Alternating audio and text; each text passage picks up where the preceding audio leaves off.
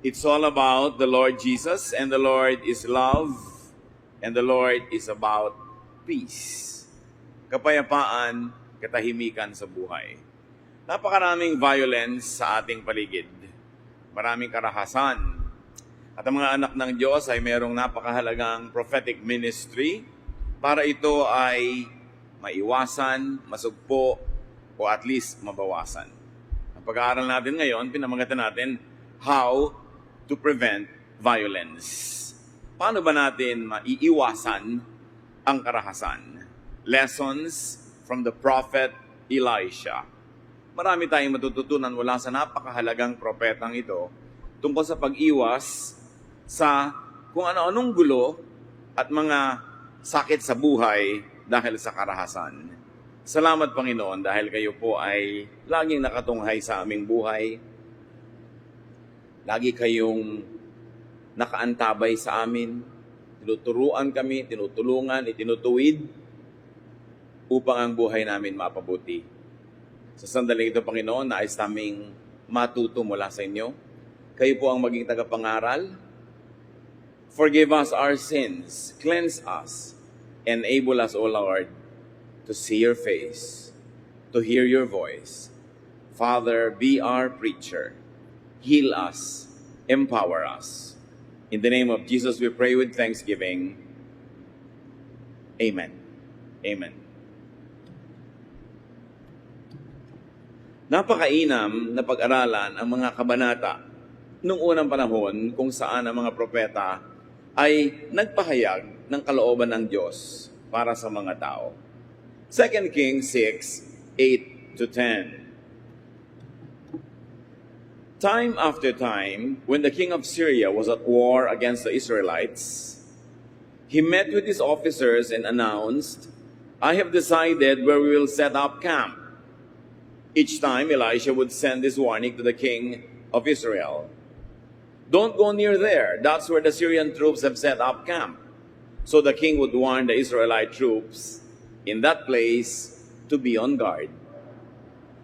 Ang Israel, laging may giyera. Laging may kaaway. At natural lang dahil maraming grupong nag-aagaw-agawan sa kaprasong lupa. At noong panahon na atin ngayon pinag-aaralan, si Elisha yung propeta. Yung mga malalakas na mga sundalo ng Syria, kapag nagbabalak sila na dito sila magkakampo, doon sila hihimpil, nalalaman ni Elisha na propeta. Pinasasabihan niya ang hari, huwag ka doon magpadala ng mga sundalo mo dahil nandun yung mga Syrians. Huwag kayo doon dumaan dahil matatambangan kayo. Yun ang napakahalaga niyang ministry. Iniiwas niya ang magkabilang panig na magkatagpo at magsalpukan. The prophet was a blessing to Israel even at war and even for warfare, though he was not a soldier. So the blessing he brought was prevention of encounter, of violence, the prevention of bloodshed on both sides. Napakarami kasing namamatay sa digmaan. Maraming babae ang nagiging balo, maraming mga ina, mga magulang ang nawawala ng anak, at maraming mga bata, mga anak ang nauulila. Dapat maiwasan ang di naman laging kailangan, at in fact kahit kailan na hindi kailangan, na patayan. At dyan pa lang meron tayong mga matututunan mga kapatid, how to prevent violence according to Elisha. Violence not only in the battlefield, but violence at home. Violence in our very social circles. Unang-una, nakita natin dito, be committed to peace. Be committed to non-violence. Kailangan tayo, lalo ang mga anak ng Diyos, ay malinaw sa atin na ang ating goal ay kapayapaan, hindi gulo. Magkasundo-sundo, hindi mag-away-away. Magkaroon ng katahimikan, hindi yung lagi tayong manalo. Kasi pag gusto natin laging manalo, may matatalo. At yung natatalo, laging gaganti. At pag gumanti yung natatalo, simula na naman ang gulo. At pag magulo, may mananalo uli, may matatalo na naman, walang katapusan. At ganun din kumisan sa mag-asawa. Sa kagustuhan ng lalaki o ng babaeng manalo, sa kanilang awayan, sa kanilang mga salitaan, sa kanilang mga tunggali, Laging may natatalo na naghihintay lang na makaganti. Nagtatanim ng sama ng loob. Ganon sa mga magkakapatid. Ganon sa magkakaibigan. Tuwing merong gustong manalo at tuwing merong may nananalo, humahaba ang gulo. Hindi naman kasi pumapayag yung natalo na paapi na lang lagi. Naghihintay lang ng pagkakataon para makaganti. But Elisha prevented bloody clashes. He did not promote ambushes or massacres. Ibinubunyag sa kanya ng Diyos ang lihim at ang iniisip ng kalaban. Alam niya kung nasaan ang mga kalaban, pero ang impormasyong ibinibigay niya sa hari ay hindi para mapagsamantalahan nila, na alam nila kung nasaan ang kalaban at pwede nilang tambangan, pwede nilang imasaker, kundi iniiwas ni Elisha na magsalpukan ang dalawang panig. At napakahalaga na umiiwas sa gulo, especially if you were weak. The weak should resort to diplomacy. And the strong should be gentle and magnanimous. Yun ang talagang kalooban ng Panginoon. Dapat ang mga anak ng Diyos, because it's all about Jesus, we should say no to religious wars. Ang nakakapagtaka, merong mga Kristiyano daw, mga mananampalataya, tagasunod ni Jesus, pero ang gusto ay gera, gusto ay religious war. Isuong ng isuong ang mga iniisip nila ay anak ng Diyos, ilaban sa mga hindi anak ng Diyos. Hindi matatapos ang kaguluhan, yung violence sa mundo, lalong-lalo kung may religious wars. In fact, most of the wars fought in all of history were religious in nature. Kaya kung gusto natin maging it's all about Jesus, maging talagang tunay na espiritu ni Jesus ang naghahari sa buhay ng mananampalataya, hindi ka war freak, hindi ka violente, hindi ka aggressive. Sasabihin mo, pag hindi ako aggressive, pagsasamantalahan ako, no, kailangan meron ding rule na uma-apply sa kabilang panig, doon sa malakas, doon sa aggressive. At babalikan natin yung puntong yon. How else do you prevent violence, avoid and prevent open confrontations, as we have seen and already have been discussing? Elisha directed his people away from that. Hindi niya isinusuong sa gulo, iniiwas niya. At dapat ganun tayo sa ating mga mahal sa buhay. Ikaw si babae, nakasakay ka sa jeep. Yung katabi mong lalaki sa kabila, kalabit ng kalabit sa'yo. Yung katabi mo namang asawa mo o boyfriend mo o anak mong lalaki dito sa kabila naman, isusumbong mo pa yung kumakalabit sa'yo. Ang ginagawa mo actually, isinusuong mo yung asawa mo o yung kamag-anak mo sa panganib, sa gulo, sa away. Daddy, kinakalabit ako. Anong gusto mo? Makipagsuntukan yung asawa mo na kahit natatakot, siyempre magtatapang-tapangan. Kung matino kang babae, yayayain mo na lang yung asawa mong bumaba, lumayo, dahil isusuong mo siya sa gulo. Do not situate angry enemies at the same place and time. At dapat i-apply natin ito sa ating buong pamilya, mga magkakaibigan, kahit sa office. Pag merong parehong galit, huwag niyong pagtagpuin muna. Huwag niyong paglapitin. Dahil sa kaliit-liit ang excuse, sasabog yung galit na kinikimkim nila sa kanilang loob. At yun ang ginagawa ng propetang si Elisha. 2 Kings 6:11-12. The king of Syria was furious when he found out what was happening. Nalaman ng hari ng kabila, nabistado pala ng propetang si Elisha ang mga plano nila. Or hindi pa niya alam, at this point, na si propetang Elisha ang dahilan, pero alam niya na nalalaman ng kabila ang kilos nila, kaya nagalit siya. He called in his officers and asked, "Which one of you has been telling the king of Israel our plans?" "None of us, your majesty," one of them answered. "It's an Israelite named Elisha. He's a prophet, so he can tell his king everything, even what you say in your own room." Sabi, hindi naman po kami yung nagsasabi sa kalaban kung anong plano nyo. May propeta sa Israel, si Elisha, na maski iniisip nyo sa sarili nyong silid, ay alam wala tayong mailihim sa Kanya. This is prophetic power at work. Anong laban mo dyan? Iniisip ng king of Syria, meron. 2 Kings 6, 13-14. Find out where he is, the king ordered. I'll send soldiers to bring him here. They learned that Elisha was in the town of Dothan and reported it to the king. He ordered his best troops to go there with horses and chariots. They marched out during the night and surrounded the town.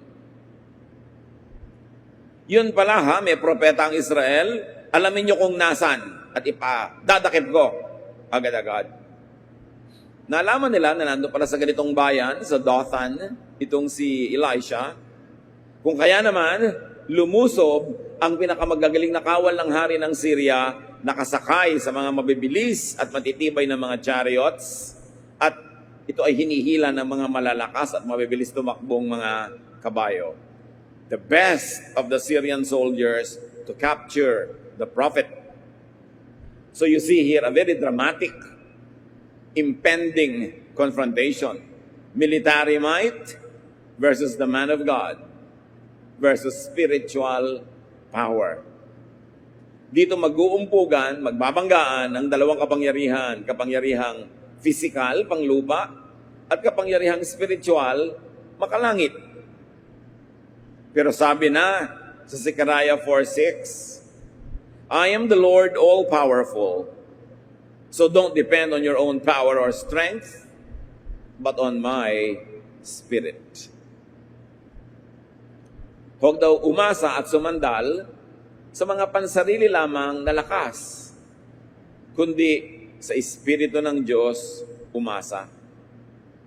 The Lord is the refuge for the weak and the check to the strong.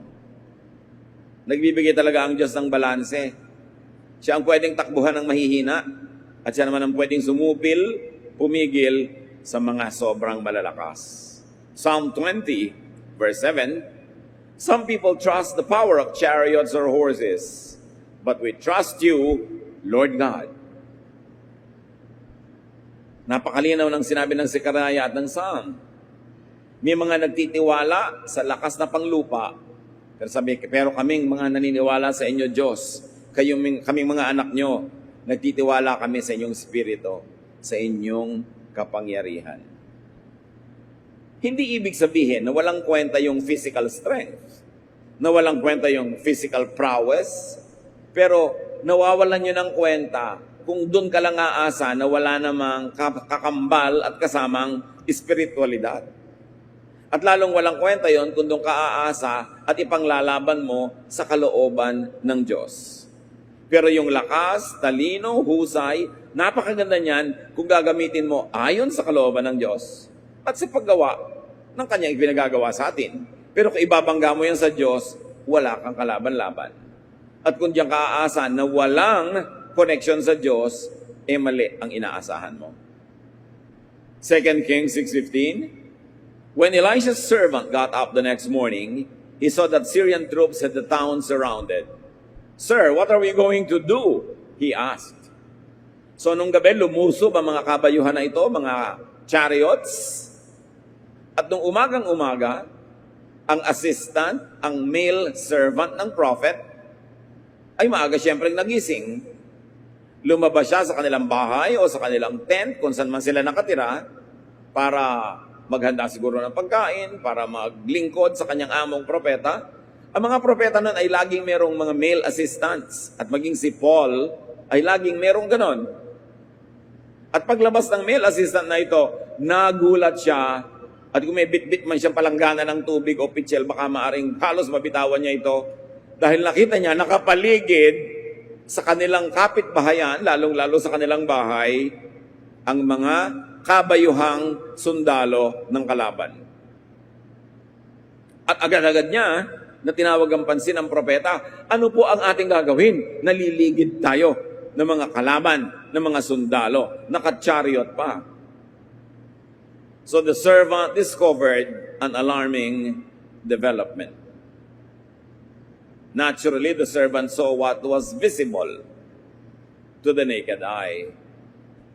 Dahil servant lang naman siya ng prophet at hindi siya yung prophet, may nakikita siya pero limitado.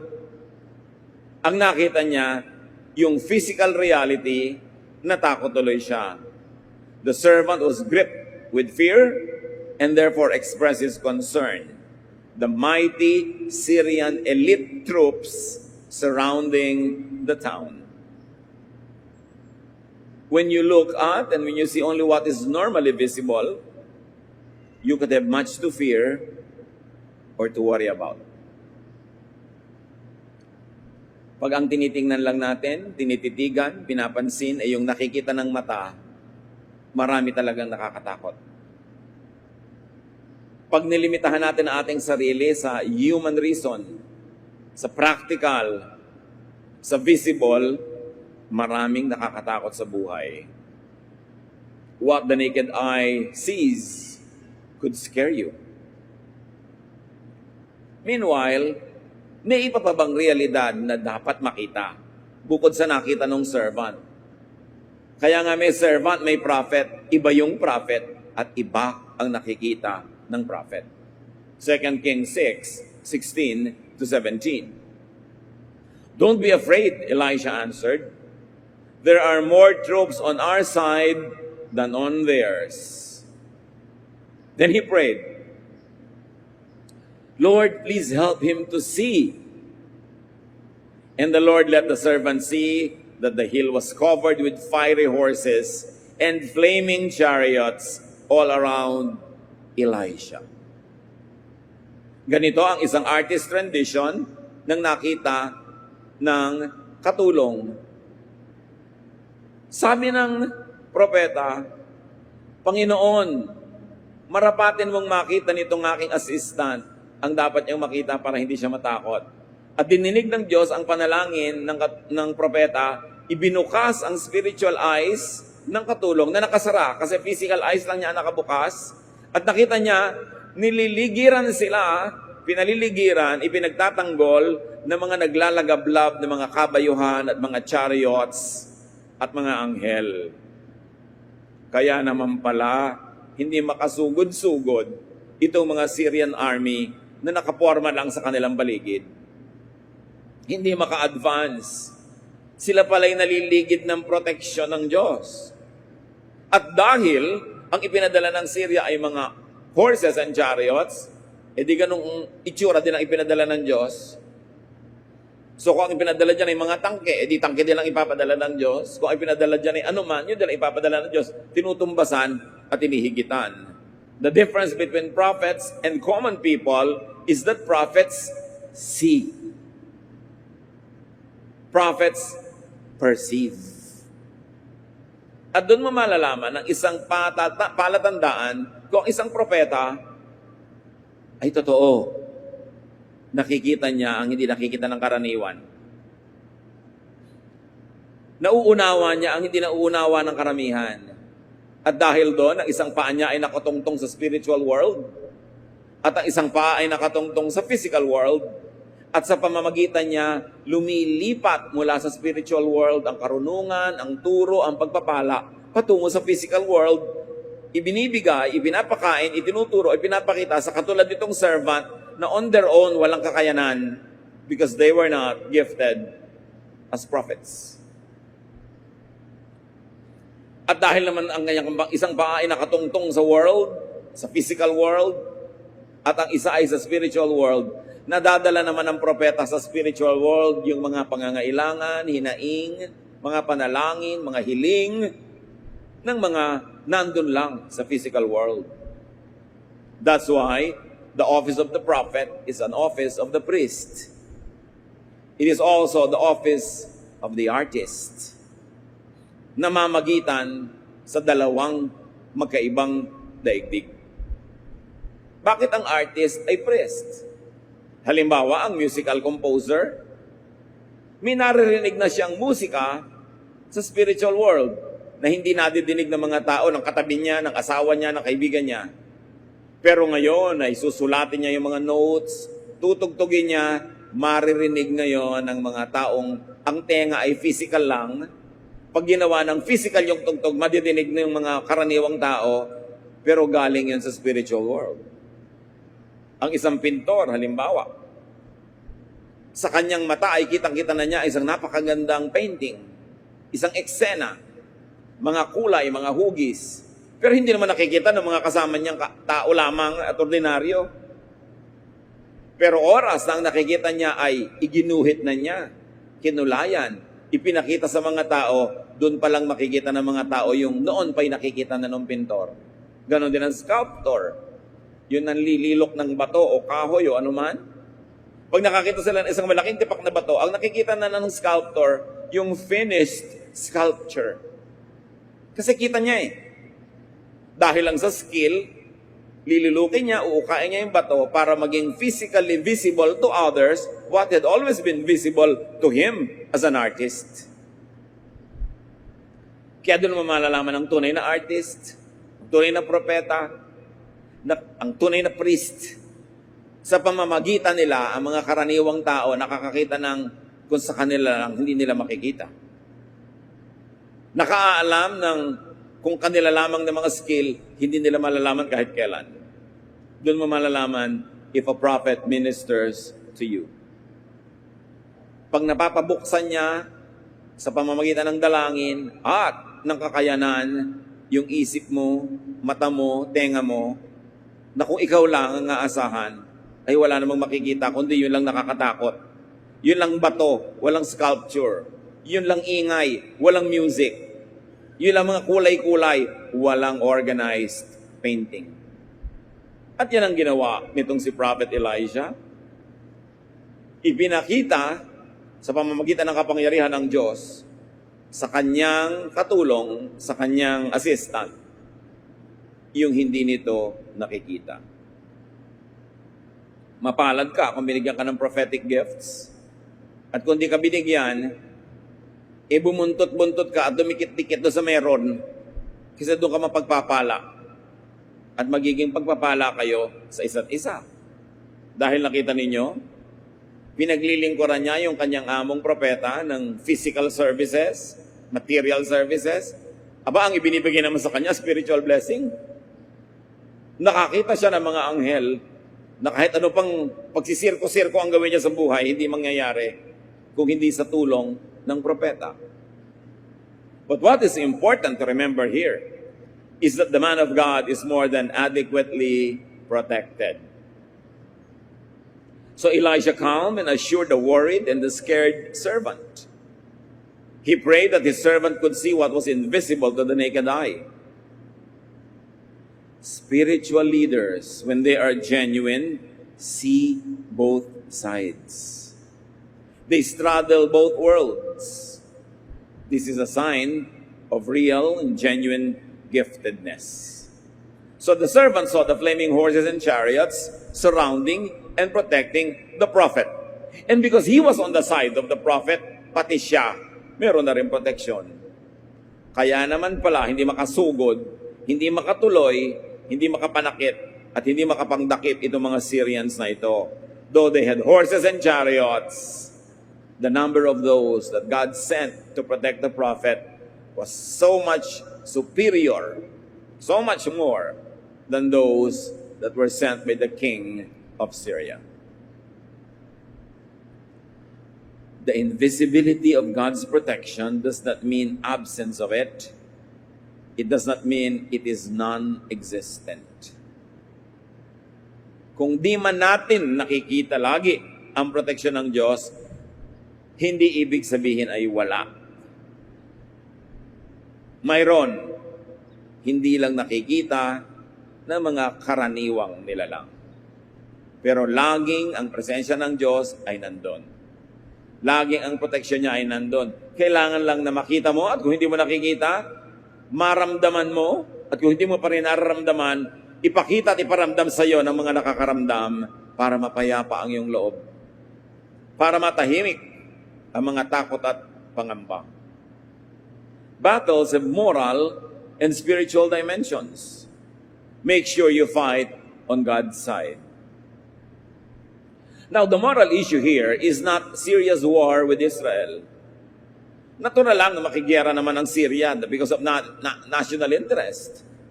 Kasi yung lupain din niya, pinapangalagaan din niya, ayaw din niyang basta-basta na lang ibigay sa iba. Hindi yun ang issue. The issue is Syria's military being used against a non-violent man of God. Yun ang tunay na issue. Mga sandatahang lakas, ginagamit sa isang wala namang sandata at wala namang physical lakas na propeta. But God protects His prophets and His anointed ones. Isang bagay na hindi natin dapat limutin kahit kailan. Hindi pinababayaan ng Diyos ang mga tunay niyang hinirang. Psalm 105:15, do not touch my anointed ones. Do my prophets no harm. Malinaw ang utos ng Panginoon. Huwag mong kakantiin, huwag mong gagalawin, huwag mong sasaktan ang mga hinirang niya. Or, according to the contemporary English version, the same verse, don't touch my chosen leaders or harm my prophets. Now, this verse and other similar ones refer to definite prophets of the Old Testament. They refer to definite kings and leaders called and chosen by God. Linawin natin ito. Hindi ko mo religious leader in any place, anytime, prophet na nga according to definition. Kahit tinatawag niya ang sarili niya na prophet. Diyos lang ang nakakaalam kung sino ang tunay niya mga prophets. Kung sino ang mga tunay niyang hinirang. At yun ang may protection. Kasi alam niyo kung bakit ko ito nililinaw, marami nagtatanong sa akin kahit sa Facebook. Meron silang mga religious leaders na sobrang abusive. Talagang abusive. Hindi ka mapamaniniwala na abusive. Tapos sinasabi niya, huwag niyo akong babanggain, huwag niyo akong kakalabanin, huwag niyo akong sasalungatin. Dahil sa mga verses na ito, that God protects His anointed ones. Yes, it's true. God protects His anointed ones. Pero true ba na yung abusadong leader na yon ay anointed nga? O siya lang ang may guni-guni na anointed siya? Yun ang dapat natin paghiwalayin, yung dalawang realidad. Hindi ko mo religious leader ay anointed. At hindi lahat ng anointed ay religious leaders. At hindi ko mo leader ka, Diyos lang naglagay sa iyo doon. May inilalagay ang Diyos at merong siya lang ang nagsiksik sa sarili niya para malagay siya doon. Dapat nating i-protect ang mga mananampalataya from the abuse of those who style themselves as prophets and then exploit the people. At pag sinasabi sa Bible na do not touch my anointed ones, those were actually referring to real people, prophets and kings of the Old Testament. While there are still true prophets today, nobody really knows for sure who and where they are. So suriin mo, bukas ba ang mata niya? Nabubuksan ba niya ang mata mo sa hindi mo nakikita? Nadidinig mo ba through him or her ang hindi mo nadidinig sa iyong sarili lang? Baka nga siya ay gifted with prophecy. Pero huwag basta-basta ibinibigay ang title na to kahit kanino na lang, lalo't nakakakita ka ng mga babala, mga senyales na abusive siya. At sinasamantala niya ang kanyang religious office. This could be so gravely abused by pursuers, by pretenders, by fakes, by false prophets, by just any religious leader. Balik tayo sa prevention of violence. How do you prevent violence? Even in your own home, in your life. Be as secure as possible. People who feel secure are calm. They do not panic and they do not instantly resort to violence. Pag ang tao hindi insecure, kumbaga ay secure nga siya, pag ang tao ay tiyak sa kanyang sarili, alam niya kung saan siya nakatayo, hindi siya nalilito. Pag ang tao ay nakakaalam kung ano ang pwede at kaya niyang gawin, lalo't siya ay mayroong lakas naman, may kakayanan, hindi siya madaling magalit. Hindi siya aggressive. Hindi siya lagi na naglalakas-lakasan, nagsisiga-sigaan, kasi hindi niya kailangan. Kasi alam niya kung sino siya. And that was why Elijah was calm. He knew that he was blessed and protected by God. There's no reason to be overly aggressive or even to be overly defensive. Relax lang siya kasi alam niya kung sino siya at alam niya kung sino ang Diyos niya. Sa buhay natin mga kapatid, work at being secure. Marami mga tao insecure kasi ignorant. Hindi nila alam ang mga bagay-bagay kaya nagtatapang-tapangan, nagagalit-galitan para huwag mong matanong dahil baka malaman mong di niya alam. Maraming mga tao insecure about their looks. Kaya ayaw nila na natitingnan, nasusuri, napupuna. Ayaw na nabibigyan sila ng mga suggestions kasi nagmumukha silang kawawa, nagmumukha silang hindi marunong. Ito talaga namang hindi sila marunong. Kasi kung tunay kang marunong, alam mo kung anong alam mo at alam mo kung hindi mo alam, pag may nagtuturo sa'yo na hindi mo alam, magpapasalamat ka pa eh. Kaya ang mahirap na kausap na tao, hindi yung successful, kundi yung walang success sa buhay. Madaling kausap, yung mga tunay na mga matatagumpay, mga tunay na marurunong, mga tunay na meron, may kakayanan. Kasi hindi na nila kailangan makipaglabanan eh. Hindi nila kailangan laging patunayan kung sino sila. Ang mahirap kasama yung lagi na lang pinuprove kung sino sila. Kasi insecure. That's why sa life, sa buhay, gusto nating mas payapa ang buhay. Work at being strong spiritually. And if you can, work at being strong physically. Be healthy. Be as economically prosperous as possible so you don't have to be insecure and you don't have to overly defend yourself all the time. Do what you can to secure your life so you don't need to panic. You don't need to be offensive just to defend yourself. Kumisa naman, ayaw lang nating masaktan eh, kaya tayo na yung naunang nananakit. Ayaw mo lang maapi, kaya nagtatapang-tapangan ka. Ayaw mo lang masukol, magipit, kaya nagagalit-galitan. Pero kung aalisin natin sa buhay natin yon, payapa ang loob natin, hindi tayo kailangan maging mabalasik, hindi tayo kailangan maging agresibo. Defensive people usually are also very offensive people. May nasasabi ka lang, galit agad. Kasi may nasasaling, may nagagalaw na amor proprio. Insecure lang pala. So the prophet was secure. He could afford to be kind and to be calm. 2 Kings 6:18. As the Syrian army came closer, Elisha prayed, Lord, make those soldiers blind. And the Lord blinded them with a bright light. So, hinayaan naman ng Diyos na lumapit-lapit pa para madramatic lalo ang encounter, yung mga kabayuhan na army ng Syria. At dinalangin ng propeta, Lord, bulagin niyo po sila. At binulag sila ng Diyos ng nakasisilaw na liwanag. Didinig ng Diyos ang prayer ng prophet. James 5:16, the prayer of the righteous is powerful and effective. Yung mga matutuwid na tao, marigaluhan kang ipinanalangin ka, aba napakalaking regalo yon. Because the prayer of the righteous is powerful and effective. 19 to 21, as we continue the story, nabulag ang mga hukbo ng Syria. Elisha told the enemy troops, you've taken the wrong road and you're in the wrong town. Follow me, I'll lead you to the man you're looking for. Elisha led them straight to the capital city of Samaria. When all the soldiers were inside the city, Elisha prayed, Lord, now let them see again. The Lord let them see that they were standing in the middle of Samaria.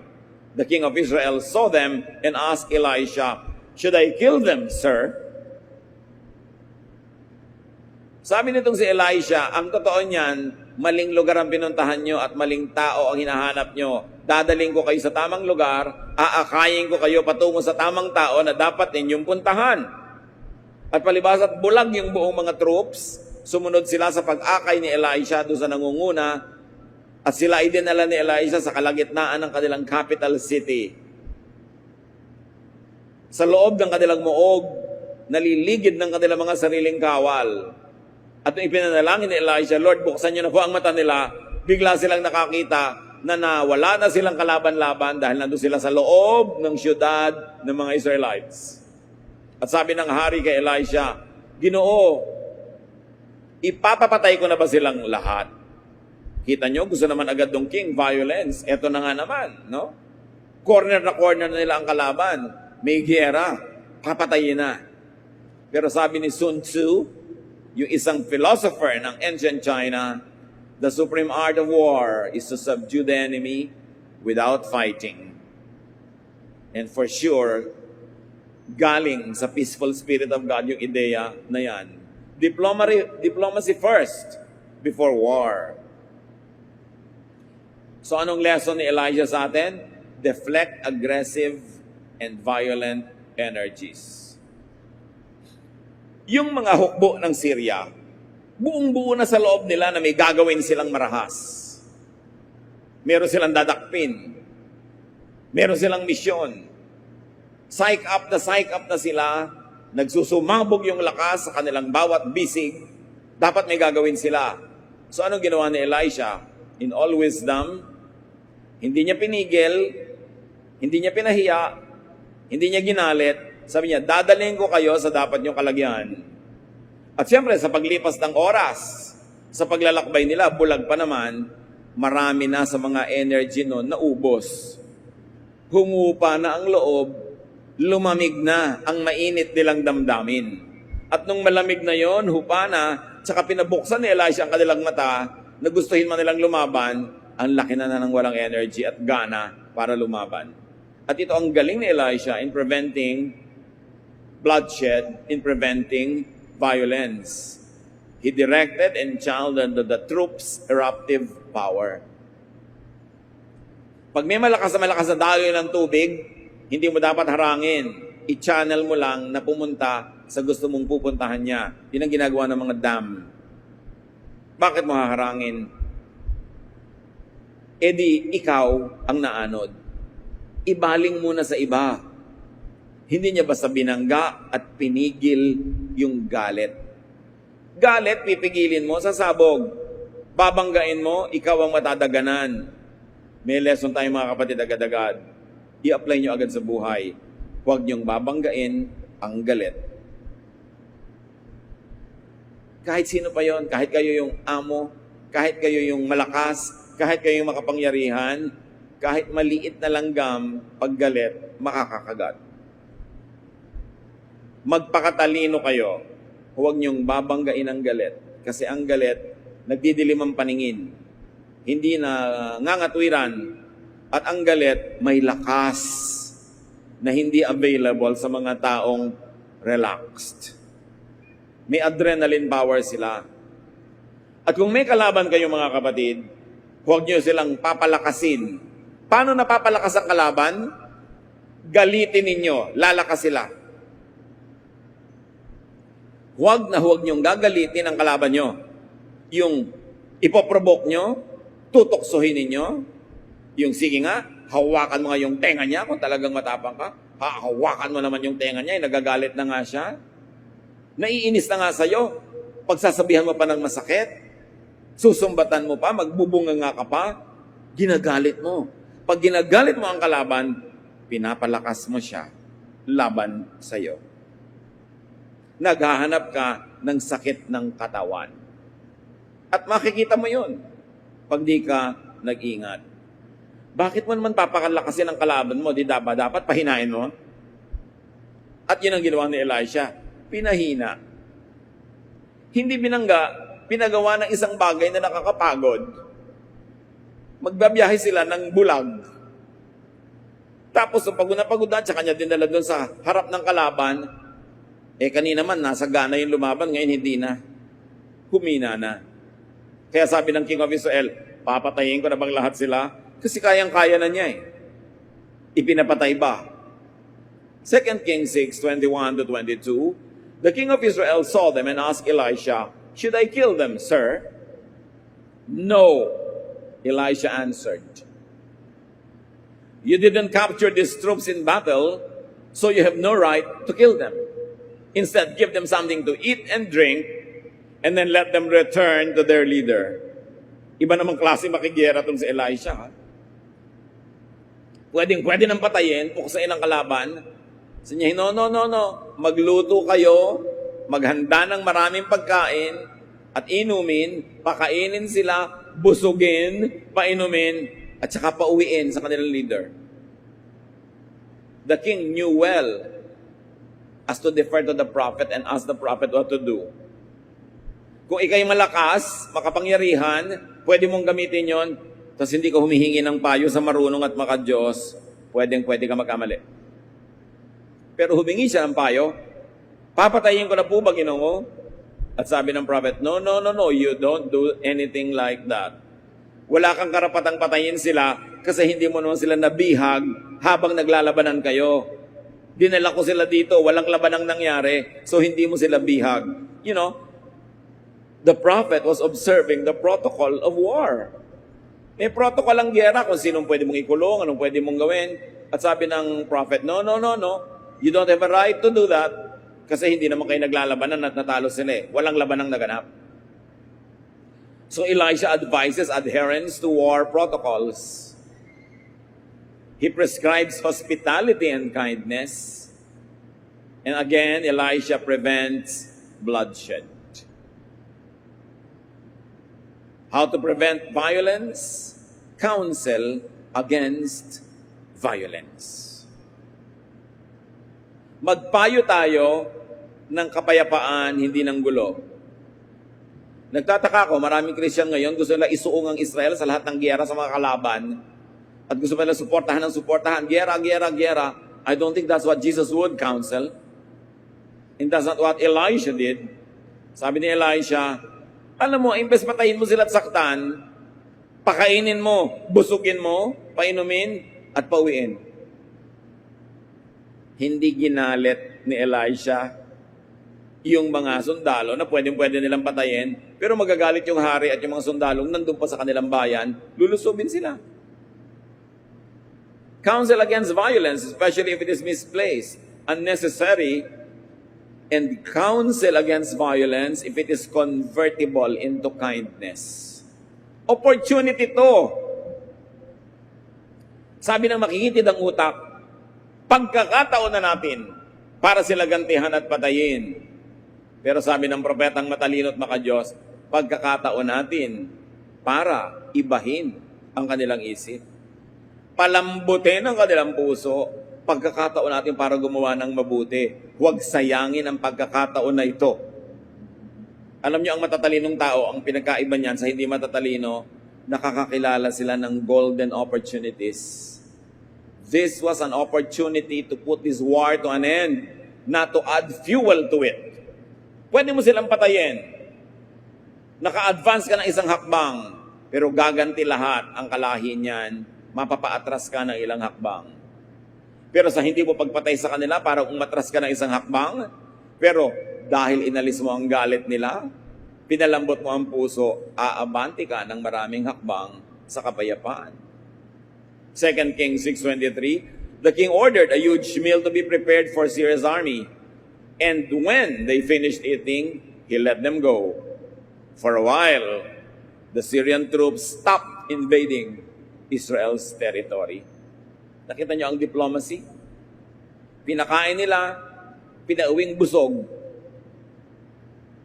Anong report niya sa hari nila? Hindi naman po talaga sila monsters. Akala natin, mabait naman pala sila. Hindi kami inano, kahit pwede na nila kaming lipulin. Pinakain pa kami, pinainom, binusog, at umuwi kaming ligtas na ligtas. Siyempre, gano'n na lang ang pasalamat ng hari, hindi namatay yung mga elite troops niya. Gano'n na lang ang pasalamat ng mga babaeng ang kanilang asawa ay nandun sa army, ng mga anak na mauulilan na sana. Gano'n na lang ang pasalamat ng lahat, na walan sila ng lakas na makipagyera kasi natanggal ang galit. Gusto mong manalo sa biyenan mo? Alam mo ang sagot. Magsip-sip ka. Pakanin mo, painumin mo, i-shopping mo, dali mo sa spa, ipagawa mo ang ilong, ipagawa mo ang pisngi, love na love ka na niya, nawala ka ng kalaban, nagkaroon ka ba ng kakampi? The king complied. The enemy was softened by kindness. Brothers and sisters, magpakatalino. Soften aggressive people with gentleness. Elisha's deed was spiritually superior. Hindi pumatol, hindi nakilevel. It was such a class act. May class. Hindi nakipagkalmutan. Hindi nakipagbangayan. Tinanggalan niya ng lakas para lumaban sa kanya. So mga misis na inaagawan ng kerida, pupuntahan nyo, susugurin nyo, hihiyain nyo sa office. Do you think mababawi nyo asawa nyo sa ganong paraan?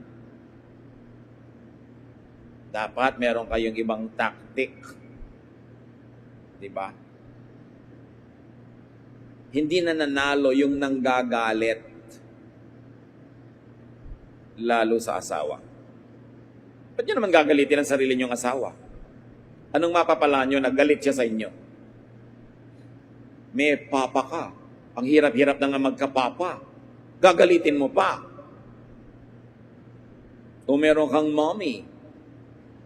How many toads must you kiss in search of your prince? Siguro pag above 30 ka, 35, ang dami mo nang nahalikang palaka na inaasahan mong magiging prinsipe, pero hindi, palaka lang pala talaga. Nagkakulugo ka pa.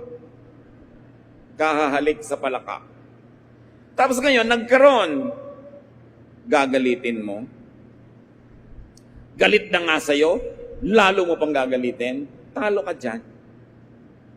Magpakatalino. Matuto kay Elisha. Turn violent energies into kind deeds.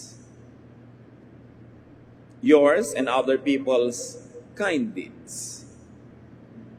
Mga kapatid, pag galit kayo, ang dami yung energy, baliktarin nyo, gamitin nyo sa paggawa ng mabuti para kayo manalo. Kundi man dahil banal kayo, dahil kayo matalino. Gagawin nyo kung anong tama. Proverbs 25, 21 to 22.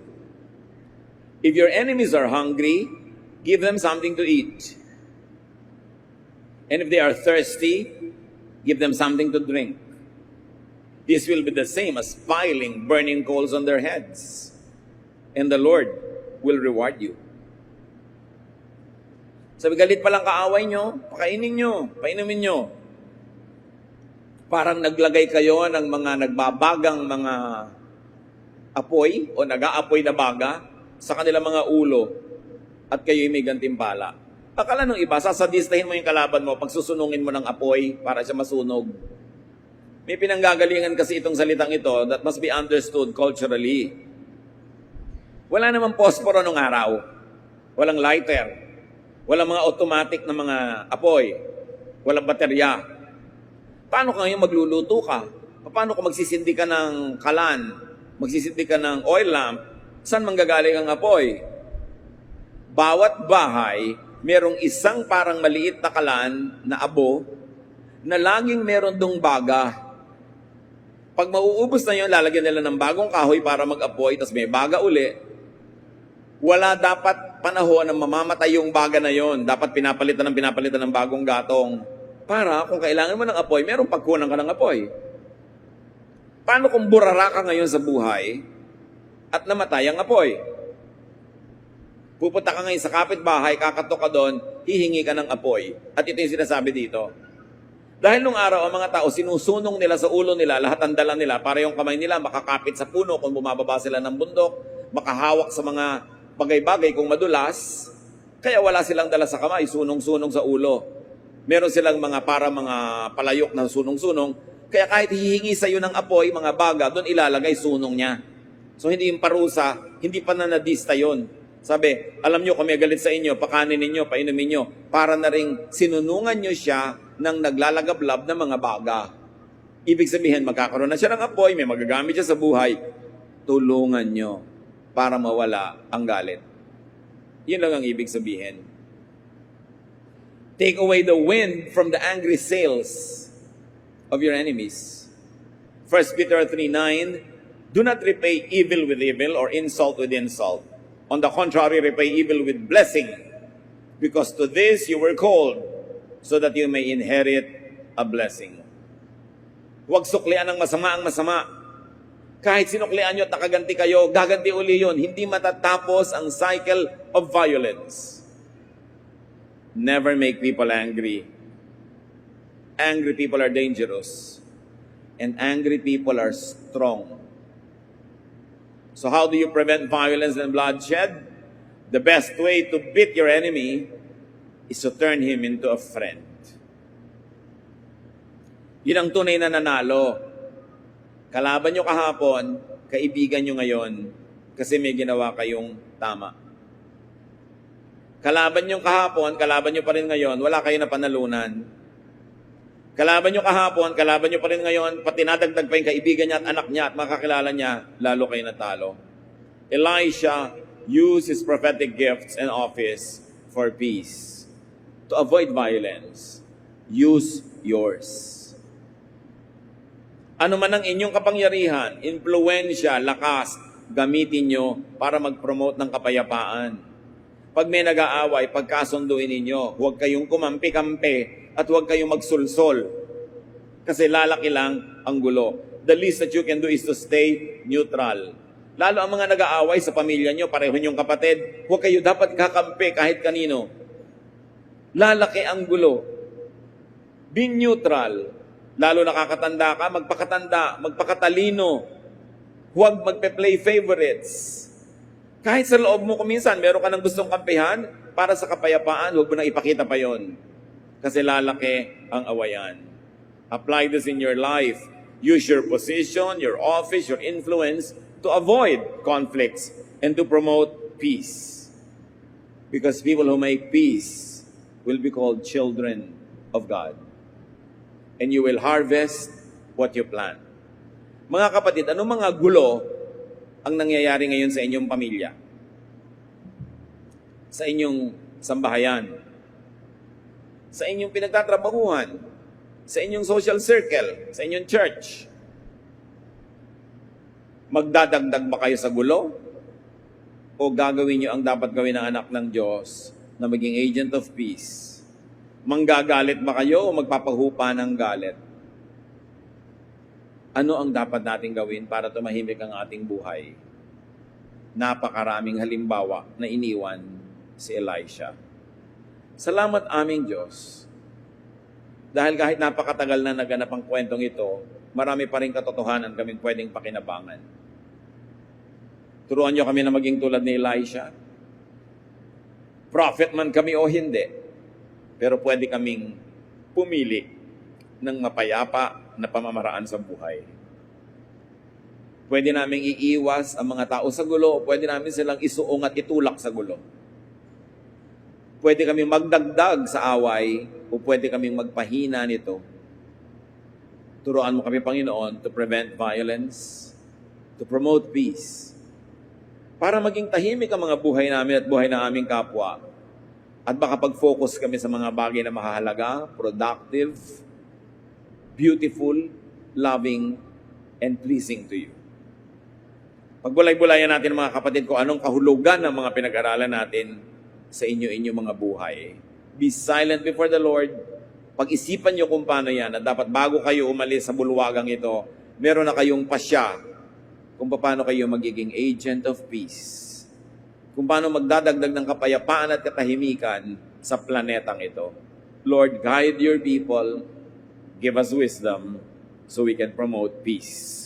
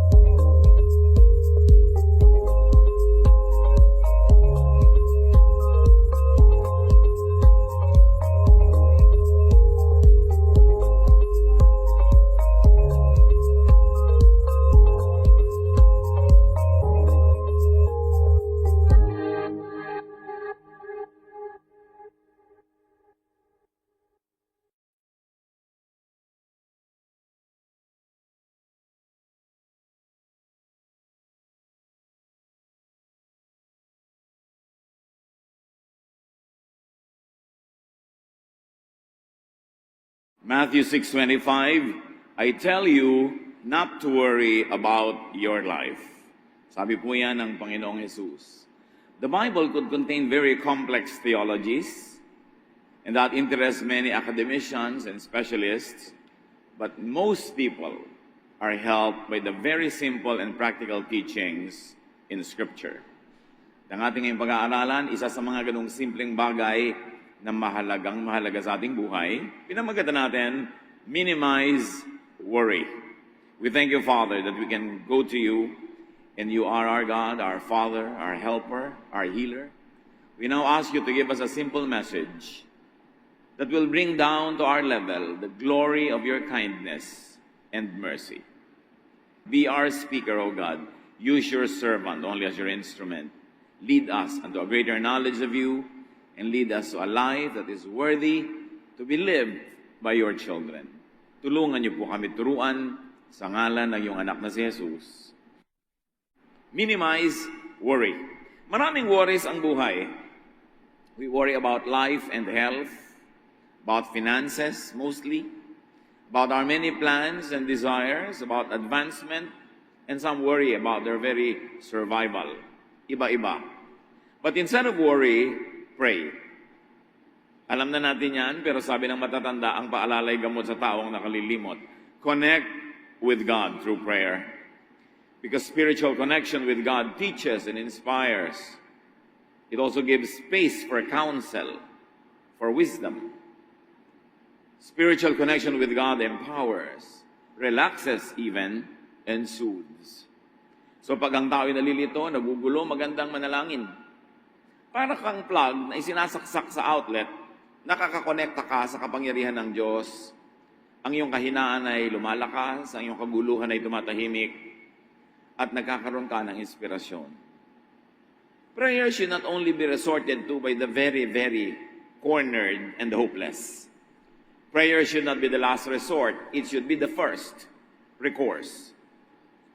Maraming mga pagkakamaling hindi na sana magagawa kung nag-pray agad. We could have been spared many difficulties and hardships and complex problems, complications, if only we pray at once. Mas nauuna yung ating pagsangguni sa Diyos. Mas nakakatipid tayo ng lakas at oras sa pwedeng maging mga pagkakamali. Not to mention that prayer will definitely be answered. Of course, the answer could be yes, no, or wait. But prayer could also be granted. We pray to receive a positive answer to our prayers. Although we accept it if it's a no or a wait. But we accept. And mere acceptance of God's will for us already gives us a lot of serenity. A lot of worry goes away. A lot of stress goes away when you are in communion with God. And whether or not God gives you what you want, having known that you communicated with God and having received God's answer enables you to be peaceful. Malaki ang nagagawa ng prayer. Huwag kayong mananalangin pag gipit na lang, pag huli na, wala na magawa, o wala na tayong magawa, magpe-pray na tayo. Pray agad. Sa simula pa lang. Gawin ang unahin. Philippians 4:6, don't worry about anything, but pray about everything. With thankful hearts, offer up your prayers and requests to God. And here we have an insight into a prayer that soothes and helps our nerves. Be thankful. The attitude of your prayer should be thankful, not complaining, not forever grumbling, but thankful. So first of all, you thank God for what you should thank God for, and approach the throne of God from a grateful heart, not from a demanding, spoiled brat. At pagka tayo pasalamat ng pasalamat, hindi man natin laging naaalala tuloy natin na oo nga pala, maraming dapat ipagpasalamat, maraming dapat ipagbunyi at ipagdiwang sa buhay. So what do you do with worry in your life? You cross out worry and replace it with thankfulness. Be thankful. Because we don't deserve anything from God. And when God does good to us, and He always does that, then we should be thankful. Pag thankful tayo, kumakalma na agad tayo. Tumataas ang presyon natin pag yan ang mareklamo eh. Pag magagalitin, Pag maraming expectation, hindi naman nangyayari, naiinis tayo, gagalit tayo, na-stress tayo, and it's bad for our health. But to have less to worry about, and to help secure the future, instead of worry, plant good seeds. Many people worry because they never do the planting in the correct time. But those who fail to plant so that they could harvest, they actually plant to worry. Maraming pag-aalala nangyayari kasi hindi tayo nagtanim nung dapat oras na nagtanim tayo. Hindi tayo gumawa ng tama, hindi tayo gumawa ng mabuti. We never did our assignment, our homework. So now, we become worrisome. Kasi alam natin na may darating na mga pagbabayad ng mga utang, may darating na mga leveling up of things, pero pagka hindi ka gumawa ng tama, noong tamang oras, nagkakaroon ka ng alalahanin. Ecclesiastes 11:1-2, ship your grain across the sea, after many days you may receive a return. Invest in 7 ventures, yes, in 8. You do not know what disaster may come upon the land. So ang New International Version renders Ecclesiastes 11:1-2 as trading. Do more trading para meron kang tubo. Mamuhunan ka, magnegosyo ka para ka kumita, at mag-diversify ka. Mag-invest ka in 7 or 8 ventures kasi hindi man alam kung alin dyan ang magkiklik, kung alin ang kikita. And the contemporary English version of the same verses say, be generous and someday you will be rewarded. So this too is a kind of planting, like an economic activity is a kind of planting. Share what you have with 7 or 8 others, because you never know when disaster may strike. So kung meron tayong mga kabuhayan, meron tayong panahon, oras, time, talent, treasure, we share it with 7, 8 people, because you will never know who among those people would be grateful enough to help you in times of trouble. So you invest in many ventures because you don't know which really will work. However, too much diversification, could lead to disaster. Kaya sinabi, 7 or 8. Not too many. But don't put all of your eggs in one basket. Don't invest everything in just one thing. Kasi pag nawala yon, marami kang alalahanin. Planting many seeds in many places gives you more reason to be hopeful, optimistic, and positive. It also gives you chances of being pleasantly surprised by the harvest that could come. Instead of worry, sleep. Kung meron isang napaka-practical na payo para sa mga mapag-alala, lagi nag-aalala, lagi nag-iisip, itulog nyo yan. Kasi kapupuyat naman, kaiisip, hindi rin nalulutas ang problema. Puyat ka pa, kinabukasan tuloy, lalo hindi ka makapag-isip dahil parang nakalutang sa hangin ang iyong utak. Sleep relaxes. Sleep resets the mind. Kumbaga, sikip na yung kwerdas ng utak nyo. Pag natulog kayo, lumuluwag uli, nire-reset. The reading goes back to 0. It becomes neutral enough to accept and to receive inspiration that probably never found space when you were too preoccupied with your nagging thoughts. Sleep could even bring you to another dimension of consciousness, into the counsel of God. We know of many Bible characters who found the greatest instructions at sleep while they are sleeping. Well-timed sleep could be your first step in problem solving. Especially when, despite your attempts, you never seem to find the right solution to your problems, itulog yan. And do not think of problems at night. Just before sleeping, you might have all the horrific dreams that could happen. Ecclesiastes 5:3, a dream comes when there are many cares. And the contemporary English version says, if you keep thinking about something, you will dream about it. That's why many self-appointed prophets keep on seeing things and visions and dreams, because they keep thinking about it. And when you're obsessed with something, focused on something, you will dream about it. Do not mistake every dream for a direct revelation from the divine. Dapat sinusuri mo rin yan. Pag sobrang laging gusto mo, lagi mong iniisip, mapapanaginipan mo yan, kahit hindi ka propeta. And of course, if you like to think and dream, of positive things, fill your minds with positive thoughts before sleeping.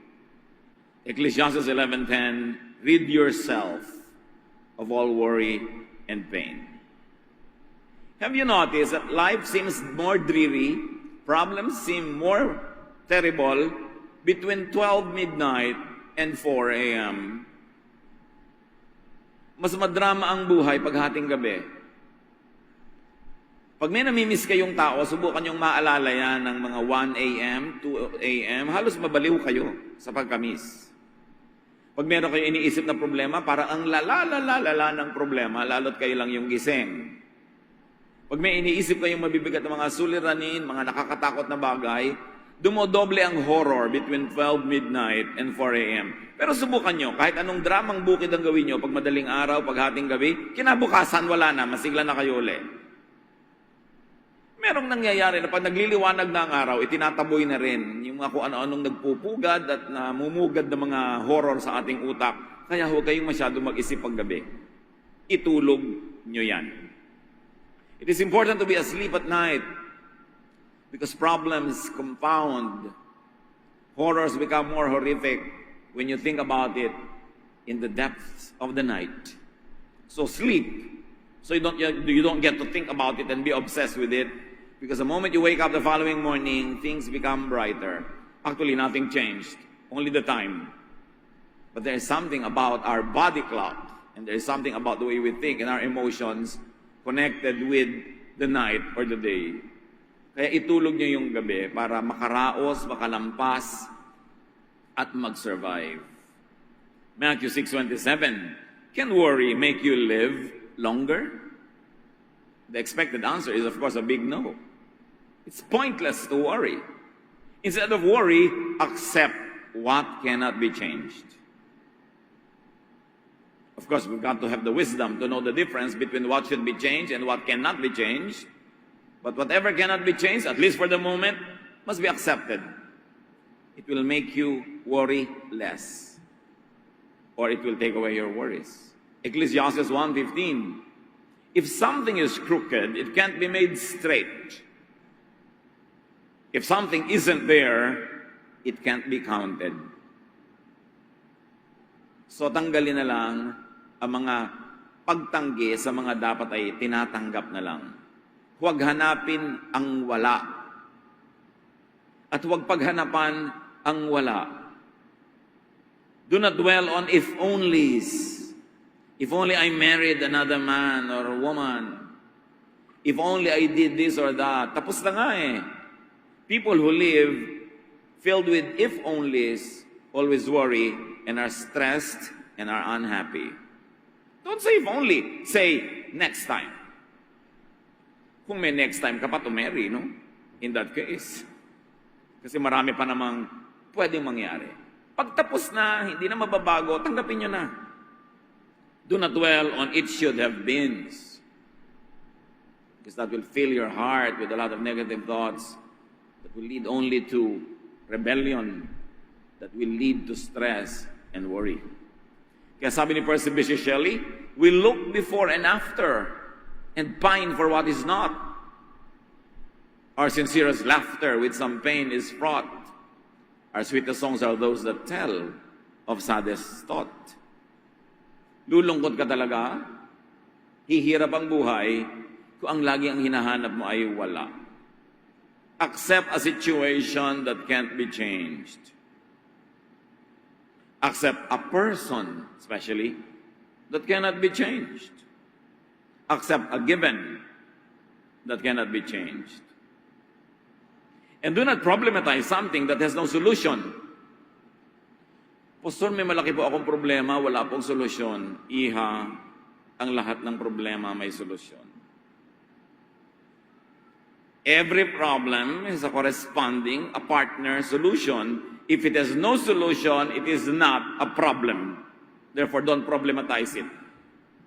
Accept it. Pag walang solusyon, ano gagawin mo? Iuumpog mo ulo sa lahat ng bato para ma-solve? Eh wala palang solusyon, tanggapin mo na lang. After doing everything that you possibly could to ensure that your life is good and things will happen as they should happen, Instead of worry, entrust everything to God. Ipagkatiwala ang lahat sa Diyos, matapos na nagawa mo na ang lahat ng pwede mong gawin. Kailangan gawin mo muna yung dapat mong gawin. Magtanim ka kung dapat ka magtanim, makipagkasundo ka kung dapat ka makipagkasundo, gumawa ka ng mabuti. Pag nagawa mo na yung mga dapat mong gawin, ipagtiwala mo na sa Diyos, huwag mo nang isipin. Kasi kahit naman isipin mo, hindi mo rin maapektuhan yan. 1 Peter 5:7, God cares for you, so turn all your worries over to Him. And let me be emphatic, after you have done everything you could to improve the situation, to solve the problem, turn everything else to God and do not worry. And do not contend with God. Si Job, nung may mga nangyari sa buhay niya na sa palagi niya hindi dapat mangyari, nakipagtalo siya sa Diyos. Sabi niya, hindi ko naman dapat deserve to. Bakit ako nagkaganito, nagkasakit? Bakit ako naghirap? Ang buti-buti kong tao. So sabi sa kanya ng Panginoon sa Job 38, 1-4, From out of a storm, the Lord said to Job, Why do you talk so much when you know so little? Now get ready to face me. Can you answer the questions I ask? How did I lay the foundation of the earth? Were you there? And then God went on with a series of questions that led to only one conclusion, that God is almighty, Job or other human beings are not, and therefore they should take their correct places. Huwag ka na makipagtalo sa Diyos, kung yun ang kalooban ng Diyos at yun ang naganap, siguradong yun ang pinakamabuti para sa iyo, at least at that moment. At walang buting idudulot ang magreklamo at ang magtampo pa sa Diyos. Minsan nagtatampo pa yung iba sa Diyos, anong mapapala mo na magtatampo ka sa Diyos? Mananalo ka ba? Tanggapin ang dapat tanggapin, baguhin ang pwedeng baguhin, at huwag mag-alala. Matthew 6:25-26, sabi ng Panginoong Jesus, I tell you not to worry about your life. Don't worry about having something to eat, drink, or wear. Isn't life more than food or clothing? Look at the birds in the sky. They don't plant or harvest. They don't even store grains in barns. Yet your Father in heaven takes care of them. Aren't you worth more than birds? Isang mahalagang paalala sa atin yan. Mas mahal kayo ng Diyos kaysa mahal nyo ang inyong sarili. God loves us more than we love ourselves. When we live following God's will, when we pray, when we do what is practical to do and use our brains that God gave us, there should be no reason to be always worried. Mahal tayo ng Diyos, makapangyarihan ng Diyos, alam ng Diyos ang nangyayari, kaya liban na lang sinasadya nating sumuway sa kalooban ng Diyos. Therefore, ang nangyayari sa buhay natin ay siyang pinakamabuting pwede mangyari given all the surrounding facts of life. Kaya huwag tayong makipagtalo sa Diyos. Pero dapat laging iniisip, Lord, ito bang bagay nito? Dapat kong baguhin o dapat kong tanggapin? Kaya ko bang baguhin na hindi ako makakasakit ng iba, hindi ako makakagawa ng masama sa sarili ko? Kung kaya ko, di babaguhin ko, pero kung hindi, tatanggapin ko po. At kung hindi man katanggap-tanggap to sa akin ngayon, next week, next year, at least for today, tatanggapin ko, para tahimik ako today. Kasi marami naman pwedeng mangyaring mabago bukas next week. Tatanggapin ko lang ngayon, hindi ko lalabanan, kung hindi ko naman talaga pwedeng palitan, and I will pray and hope na bukas, pagising ko, iba na yung sitwasyon. Marami mga tao, mga kapatid, meron sila halimbawa ang taong gustong mawala sa buhay nila pero ayaw nilang palayasin. Kasi ayaw nilang saktan, ayaw nilang makipagkagulo. Pinapanalangin nila, Lord, kayo na po ang gumawa ng paraan. At naghihintay sila at napakarami nagpapatotoo. Ay, salamat, hinintay ko yung paraan ng Panginoon. Nawala rin yung tao, hindi ko inaway, hindi ako inaway, hindi nagalit sa akin. Kailangan lang, naghihintay ka sa God's timing. Marunong tayong maghintay. Hindi pa dalos-dalos, hindi dinadaan sa bugso ng damdamin ng ating mga pasya.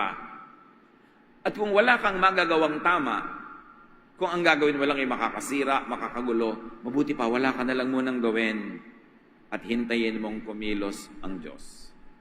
Hindi mo laging kailangang makialam, hindi mo kailangang laging actively orchestrating what happens around you. Because God is alive, and God is powerful, and God is involved in our daily lives. At napakalaking advantage sa ating mga anak ng Diyos yun, na meron tayong inaasahan ng Diyos, meron tayong pinupuntahan, at sa mga bagay na din natin maunawa, na ipapasa Diyos natin, dahil tayo nagtitiwala sa Kanya. Ano ang mga worries nyo sa buhay? Worried ba kayo about the future? Worried ba kayo about health? Worried ba tayo about money? Worried ba tayo about social relationships, about professional situations and professional issues? Lahat yan alam ng Diyos. Gawin natin kung anong tama. Lagi tayong gumawa ng mahusay, magtanim ng mabuti, umasang aanin nun, at ipasa Diyos ang lahat. Meanwhile, don't allow worry about things that are yet to happen spoil the beauty of what is happening now that you could otherwise miss. If you're always fixated on what could be and what might be, we miss what is happening right now. And today will never come back. The moment you miss this hour, it will never return. So we miss a slice of life, and we miss a chunk of life because we worry too much about a far away next week or next month. Plan, yes, but then after doing enough planning, leave the results to God. Ama namin, turuan niyo po kami. Payapain niyo po ang aming loob, yung aming mga pag-aalala. Turuan niyo kami magtiwala sa inyo, gawin ang tama, at mabukas ang mata namin sa napakaraming magagandang bagay na dapat naming malasap, ma-enjoy, kung hindi lang kami laging nag-aalala at laging natatakot. Panginoon, palitan mo ng kapayapaan. Palitan niyo po ng inspirasyon. Palitan niyo ng kaliwanagan. Palitan niyo ng lakas. Yung lugar na ngayon na bakante dahil tinanggal namin ang mga worries na ito't ibinigay sa inyo. Spend some silent time with the Lord. Listen to the Spirit.